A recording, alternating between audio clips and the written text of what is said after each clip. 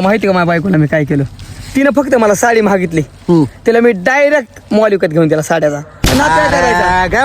अरे तू आता काय नाही मग अरे काल बायकोला साड्या आणायचं होतं. दादाला म्हणलं छतावरचं हेलिकॉप्टर हलू नका. दादा डायरेक्ट हेलिकॉप्टर घेऊन साड्या आणाय मॉलच खरीदला. डायरेक्ट मॉल साड्याचा माल. रोज एक साडी बंद. नाद नाही करायचं भाऊ, बायकोचा नाद नाही करायचं. अरे माझ्या पोरानं सायकल मागितली. अरे शोरूम विकत घेतलं मी डायरेक्ट सायकलीचं. शोरूमचं सांगायला असतो. मग तू काय केलंस?